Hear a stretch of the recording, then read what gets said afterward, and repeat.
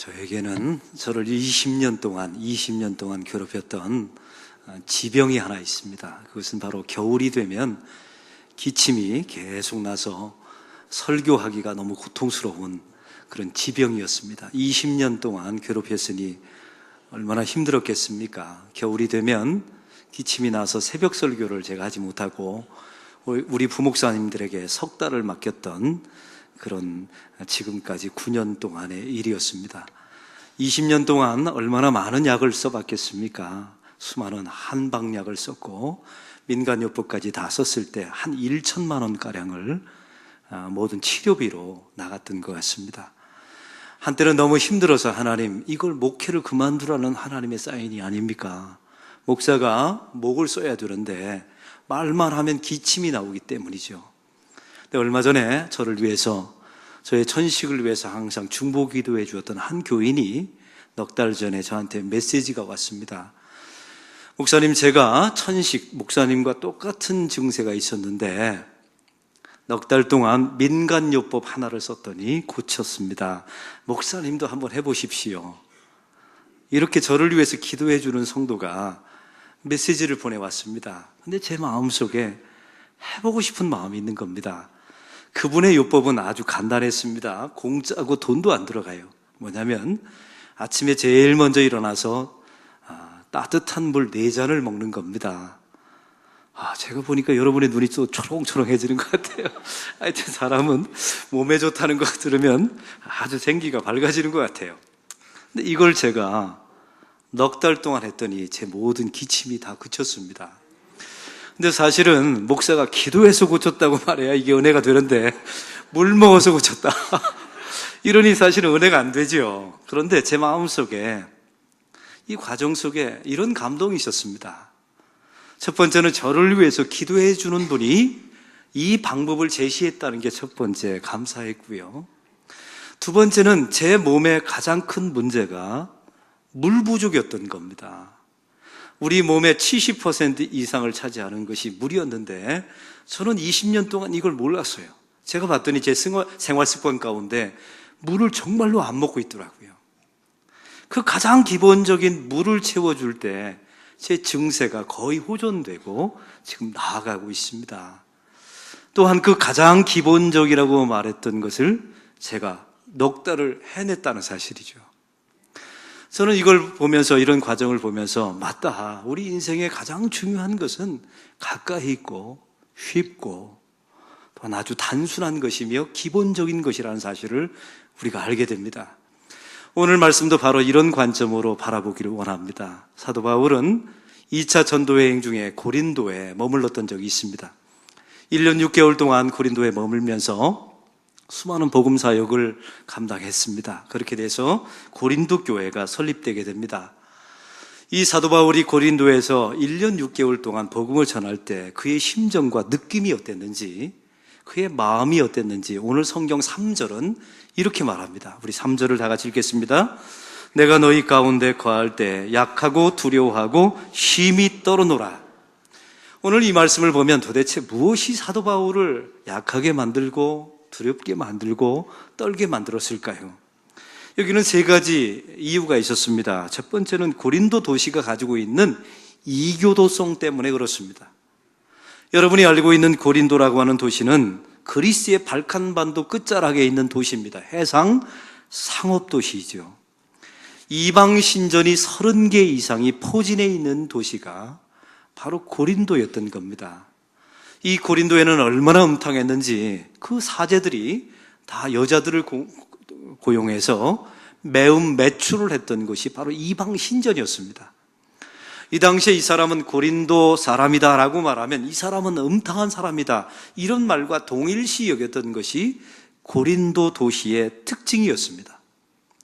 사도 바울이 이런 고린도에서 복음을 전하는 상황을 한번 상상해 보십시오. 최악의 환경 속에서 복음을 전하게 된 겁니다. 이래서 두렵고 떨었다라고 성경은 말하고 있습니다. 사도 바울이 복음을 전했던 이 고린도 교회 안에도 사실은 내부적인 문제가 있었습니다. 상상할 수 없는 타락한 우상의 도시 안에서 사도 바울이 복음을 전하는 것도 어려운데 이 고린도 교회가 네 파로 파당이 지어지게 된 겁니다. 바울파, 아볼로파, 게바파, 심지어는 나는 예수파다 이렇게 말하는 사람들까지 고린도 교회 안에 등장하게 된 겁니다. 또 한 가지 사도 바울은 이 고린도 교인들에게 사도성을 인정받지 못했습니다. 왜냐하면 이 사도 바울은 예수님의 12 제자가 아니지 않습니까? 이 사도 바울은 예수님의 십자가와 부활을 본 적이 없습니다. 그래서 사도 바울의 사도성을 인정할 수 없다. 네가 사도냐? 이런 도전을 고린도 교인들에게 사도 바울이 받게 된 겁니다. 그래서 사도 바울은 두렵고 떨어노라. 이런 말씀을 전하고 있는 겁니다. 또한 사도 바울이 고린도까지 2차 전도여행에 고린도까지 오기에는 이미 거쳐왔던 데살로니가 도시가 있었습니다. 거기서 어떤 일이 일어났습니까? 우리 사도행전에 강해했을 때 데살로니가에서 유대인들의 공격을 받습니다. 핍박과 모함과 중상모략을 받게 되죠. 사도 바울은 쫓겨가듯이 데살로니가를 도망가서 결국은 베레아를 지나서 아테네를 거쳐서 지금 고린도까지 오게 된 겁니다. 그래서 사도 바울은 두렵고 떨었다라고 말씀하고 있는 것입니다. 오늘 말씀의 마지막 이유가 또 한 가지 있습니다. 고린도 오기 바로 직전에 사도 바울이 아테네에서 복음을 전했거든요. 근데 이 아테네에서 복음을 전할 때 사도 바울의 마음에 결과가 흡족치 않았던 겁니다. 우리가 알고 있는 아테네가 어떤 도시입니까? 철학과 지식의 원산지가 바로 아테네입니다. 그리스의 수도이죠.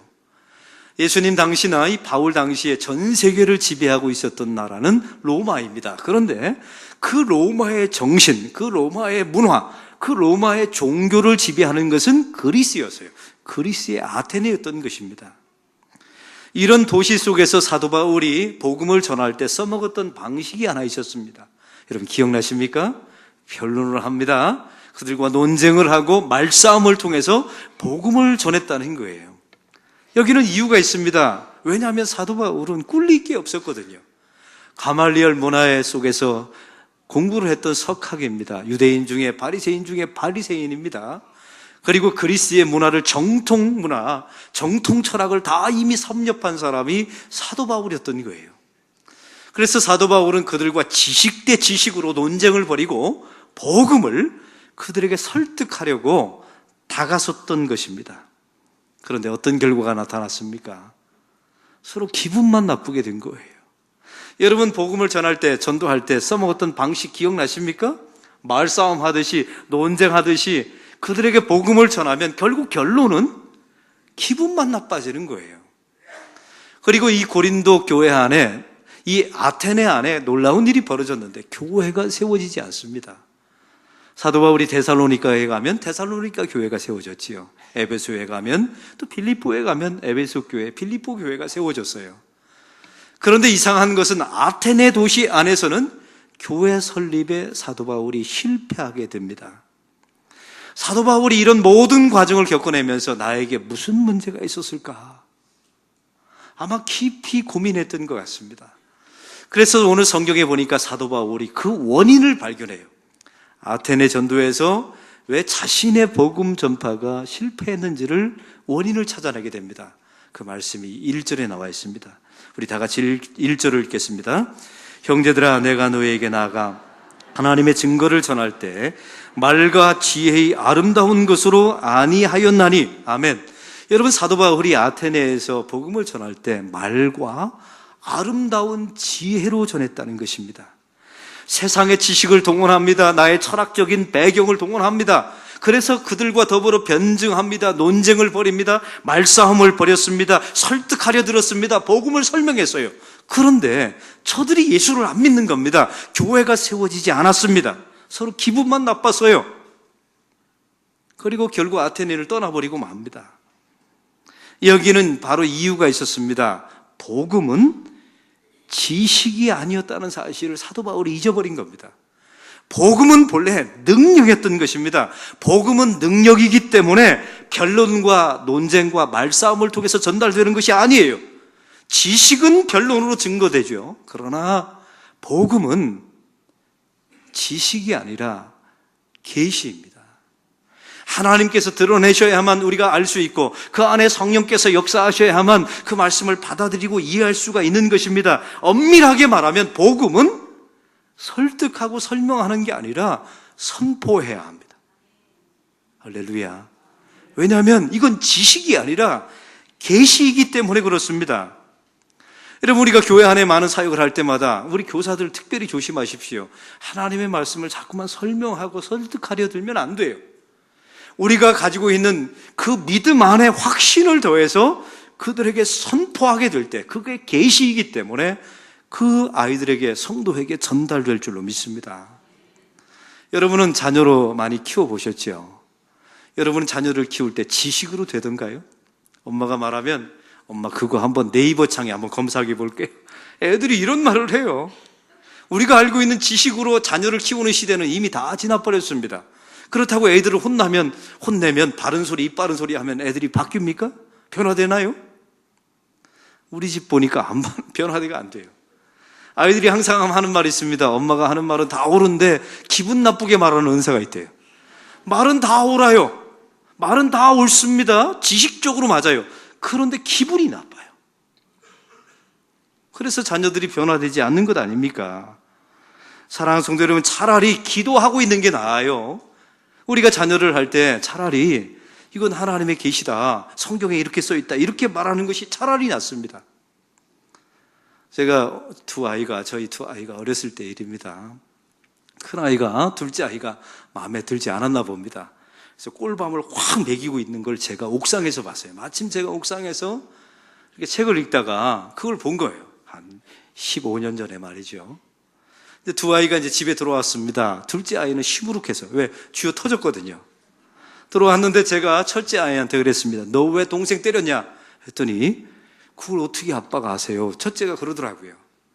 이 순간에 제가 뭐라고 대답할까 고민하다가 제가 이런 말을 했습니다. 계시 중에 보았다. 계시 중에 보았다.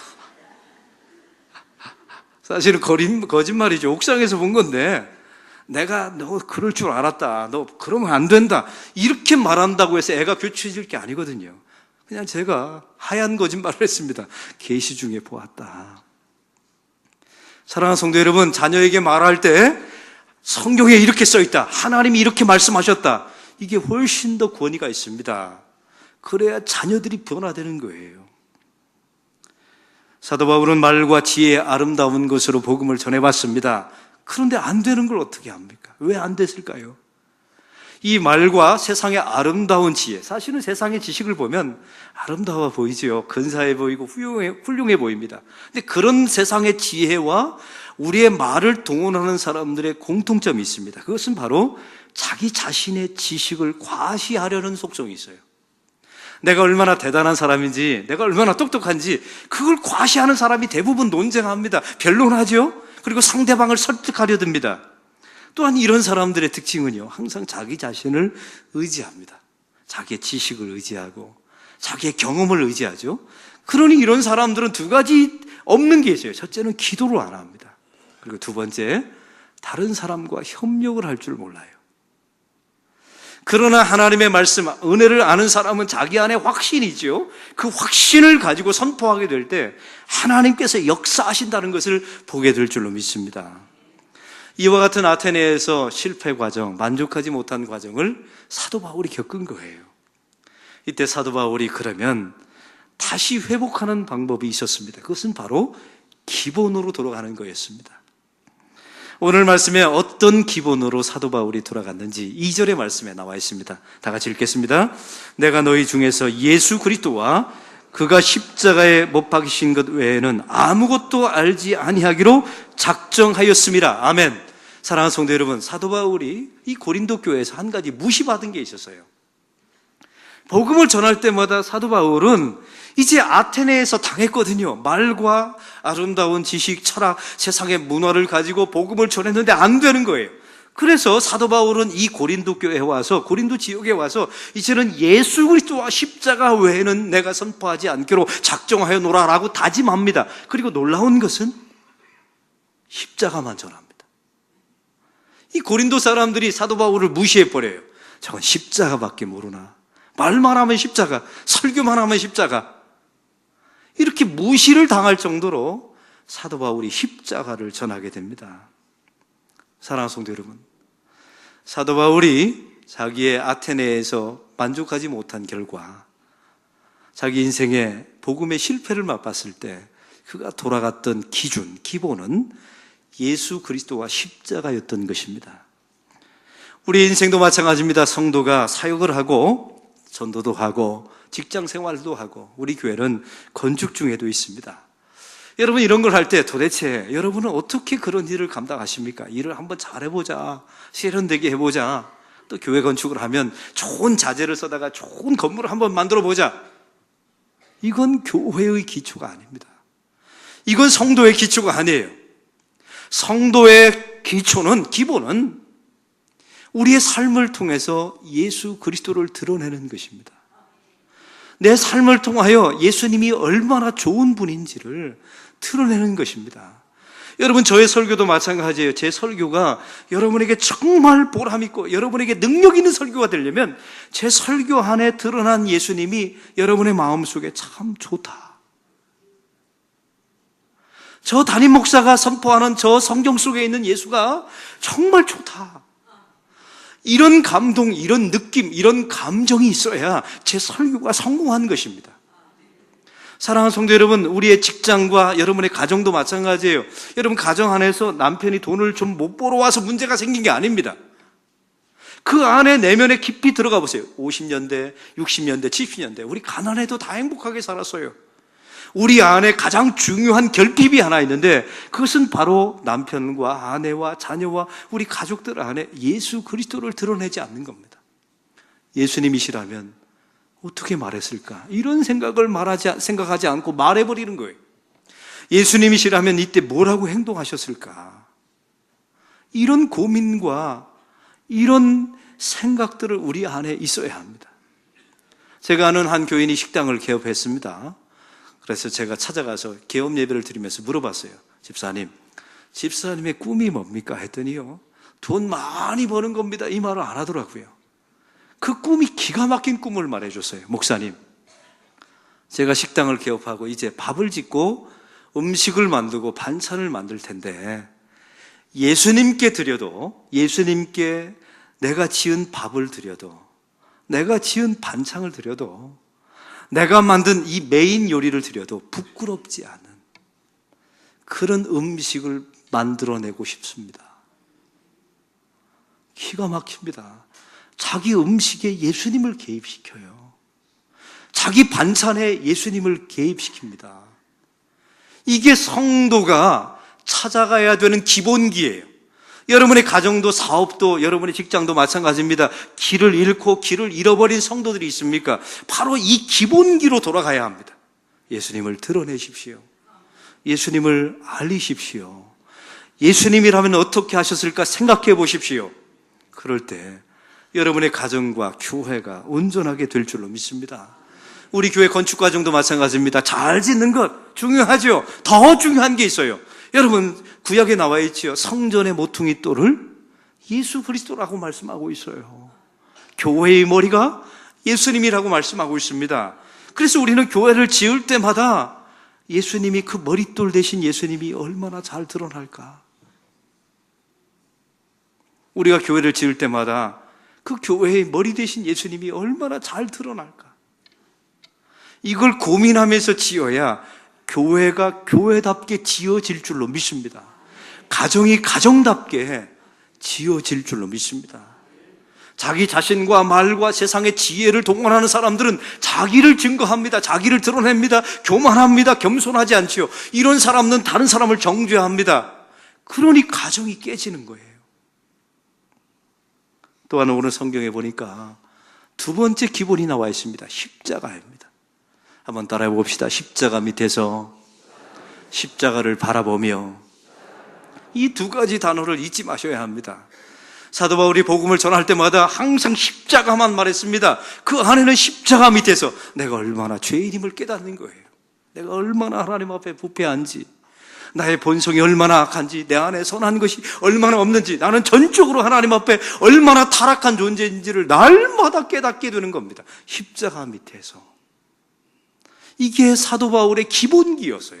길을 헤맬 때, 아테네에서 복음이 전파되지 않고 교회가 세워지지 않을 때, 고린도에 왔을 때는 사도 바울이 다시 십자가 밑으로 들어갑니다. 하나님, 저는 가말리엘 문화생이기 전에 죄인입니다. 나는 바리새인이기 전에 죄인입니다. 나는 공부한 사람이기 전에, 지식인이기 전에 나는 죄인입니다. 이걸 고백한 거예요. 그래서 고린도에 교회가 세워집니다.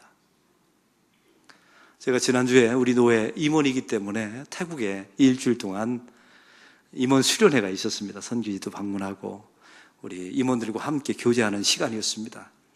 금요일 날 새벽 비행기를 타고 한 8시간, 9시간 경유해서 오니까 그 밤 비행기를 타고 오니까 너무 피곤했습니다. 온몸이 아프고 몸살기가 있고, 이 상태로 정말로 특세를 진행할 수 있을까? 이렇게 고민하다가 저녁 되었을 때 제 아내와 소파에서 앉게 되었습니다. 그래서 제가 아내에게 말했지요. 여보, 내일 내가 토요일 날 새벽 기도, 우리 항존직과 하는 새벽 기도는 못 나갈 것 같아요. 내 몸 상태가 너무 안 좋아서 내일은 나 새벽 기도 안 갈래. 이렇게 말했더니 제가 아차 싶은 게 제 옆자리에 제 아들놈이 앉아 있는 겁니다. 둘째 아들놈이. 둘째 아들이 그러는 거예요. 아빠가 그러니 아들이 뭘 보고 배우겠어요? 이 둘째 놈이, 아빠가 그러니 아들이 뭘 보고 배우겠어요? 그러더라고요. 제가, 그럼 네가 한번 해봐라. 목회 한번 해봐라. 이 말을 해보고 싶었는데 꾹 참고, 네가 한번 잘해봐라. 제가 이렇게 웃으면서 말해 주었습니다. 그리고 제 안에 이런 고백을 하게 되었지요. 하나님, 맞습니다. 제가 죄인입니다. 특세를 앞두고 제가 더 몸 관리 잘하고 돌아왔어야 되는데 제가 못한 저의 잘못입니다. 제 아들의 잘못이 아닙니다. 이런 생각이 들었습니다. 이게 십자가 밑에 서는 거예요. 자녀들의 문제와 여러분의 가정에 불만족이 있습니까? 결핍이 있습니까? 그때마다 하나님, 제가 문제입니다.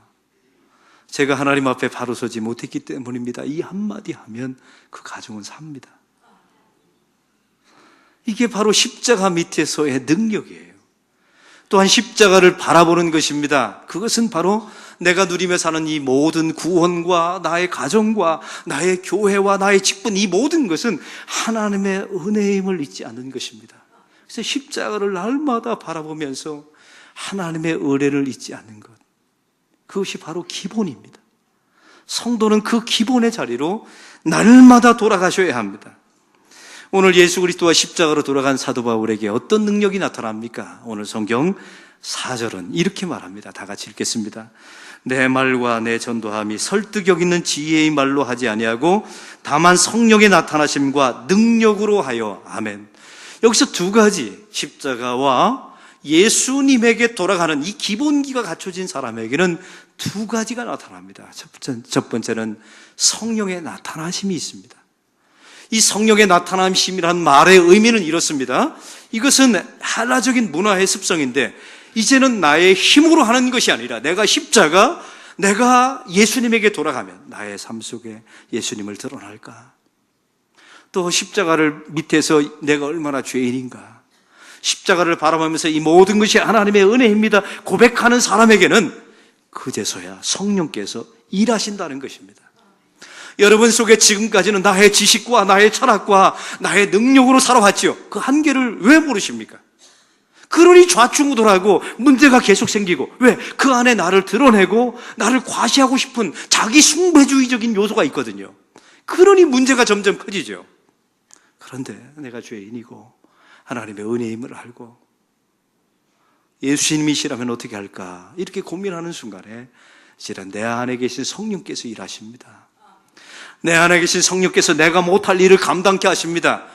나의 연약함을 들어서 강한 자를 부끄럽게 만들어 주십니다. 할렐루야. 우리의 어리석은 것을 동원하여서 하나님께서 세상에 지혜로운 자를 부끄럽게 하십니다. 하나님께서 일하시는 방법은 바로 그런 거예요. 내가 연약하고 내가 죄인이면 하나님께서 내 안에 성령께서 역사하셔서 나를 통해서 일하십니다. 그래서 하나님의 결과 고린도 교회가 세워지게 되는 거예요. 이거는 사도 바울이 세운 게 아닙니다. 예수님에게 십자가로 돌아갔더니 그 안에 있는 성령께서 고린도 교회를 세워주신 것입니다. 할렐루야. 오늘 성경의 두 번째 효과가 나타났습니다. 그것은 바로 하나님의 능력이 나타난다는 거예요. 사랑하는 성도 여러분, 이 하나님의 능력이라는 단어는 참 기가 막힙니다. 제가 한번 세 가지를 비유해 보겠습니다. 첫째는 지식입니다. 여러분, 지식은 네이버청에 쳐보면 내가 어느 지역이든지 어느 지식이든지 알고 싶으면 네이버 창에 치면 돼요. 이 지식은 다 시제가 과거입니다. 과거에 일어났던 일들을 다 축적해 놓은 거예요. 지식은 한계가 있습니다. 그러면 지혜는 무엇입니까? 시제가 현재입니다. 지금 내 삶 속에 현재 나에게 일어나는 모든 문제를 풀어나가는 삶의 방식, 이게 지혜입니다. 대단하죠? 근데 하나님의 능력은 시제가 미래입니다. 나에게 일어나지 않은 일이 있습니다. 그래서 두렵고 떨리죠. 어떤 경우에는 아직 일어나지 않는데도 근심하는 경우가 있어요. 우리는 죽음과 종말과 미래를 알 수가 없습니다. 그러나 하나님의 능력이 임하면, 예수님이 십자가로 돌아가면 하나님의 능력이 나타나는데, 그 하나님의 능력은 바로 우리의 미래를 책임져주는 하나님의 능력입니다. 그래서 이제는 두려워하지 않습니다. 떨지 않아요. 근심하지 않습니다. 이게 성도의 능력입니다. 조건이 있어요. 십자가와 예수님께로 돌아가면, 예수님이시라면. 십자가 밑에서 나는 죄인입니다. 십자가를 바라보면서 이 모든 것이 하나님의 은혜입니다. 이 사람에게 하나님의 능력이 나타납니다. 이 기본으로 돌아가십시오. 혹시 이 자리에 요즘 길을 헤매고 있고, 여러분이 원하는 것만큼 가정이나 직장 안에서 결과가 없고 불만족스러운 삶의 방식과 결과를 가지고 있는 분들 계십니까? 남 탓하지 마시고 여러분이 다시 기본기로 돌아가십시오. 예수님이시라면 십자가 밑에서 십자가를 바라보며 이 사순절 두 번째 주간에 다시 돌아가십시오. 제가 유럽을 여행 갔을 때 일입니다. 가이드가 앞에서 이렇게 쭉 인도하다가 유럽에 사람들이 너무 많으니까요, 우리에게 이제 주의사항을 한 가지 주는 겁니다. 혹시 나를 따라오다가, 이제 가이드를 따라오다가 길을 잃어버리면 찾을 수 있는 두 가지 방식을 가르쳐 주더라고요. 첫 번째는 제발 돌아다니지 말고 길을 잃어버리면 그 자리에 서 있으라 합니다. 그럼 자기가 찾아갈 테니까. 오두방정 떨면서 내가 길 찾아보겠노라고 백날 쏘다니면 한 번도 안 가본 곳에서 어떻게 길을 찾습니까? 차라리 그 자리에 서 있으라는 거예요. 서서, 성도를 비유한다면 차라리 서서 기도하세요. 거기서 그 자리에서 하나님 앞에 예배하십시오. 그냥 서 계세요. 두 번째 비유가 중요합니다. 가이드가 그러는 거예요. 길을 잃어버렸으면 처음 출발했던 장소로 돌아가라고. 그러면 내가 그 처음 출발지에서 당신을 기다리고 있겠노라고. 이 말을 하는데 제가 아멘 했다는 거 아닙니까? 아멘. 신앙의 원리와 똑같습니다. 혹시 요즘 힘들고 어렵고 곤고하고 길을 잃어버리고 여러분이 원하는 방식대로 안 되었거들랑, 여러분의 가정 안에서 이런 문제가 있거들랑, 다시 십자가 밑으로 돌아가십시오. 우리가 얼마나 큰 죄인인지를 고백하십시오. 십자가를 바라보십시오. 이 모든 것이 은혜임을 고백하십시오. 예수님이시라면 여러분의 음식, 여러분의 직장, 여러분의 가정, 여러분의 자녀의 관계, 여러분의 말, 여러분의 행동에 예수님을 개입시키십시오. 그러면 성령께서 여러분을 통해서 일하실 겁니다. 그리고 여러분의 미래를 책임져주는 하나님의 능력이 나타날 것입니다. 하나님 아버지, 오늘 말씀을 통하여 우리가 삶이 헤매고 길을 잃어버린 성도들이 있습니까? 다시 사도 바울처럼 십자가와 예수 외에는 내가 전하지 않겠노라 다짐했던 이 모습을 기억하게 하옵소서. 다시 십자가 밑으로 십자가를 바라보며 다시 예수님께로 돌아가는 우리의 하나님의 성도들이 되게 하여 주옵소서. 가정 안에, 직장 안에 여러 가지 문제가 있습니다. 하나님, 세상 탓, 남 탓, 나라 탓하지 말게 하시고 내가 먼저 십자가 앞에 나아가 가슴을 치며 우리의 죄를 회개케 하시고 하나님의 은혜를 경험케 하시고 예수님을 내 모든 삶에 개입시키며 주님과 함께하는 성도의 삶이 되게 하옵소서. 예수 그리스도의 이름으로 기도하옵나이다. 아멘. 우리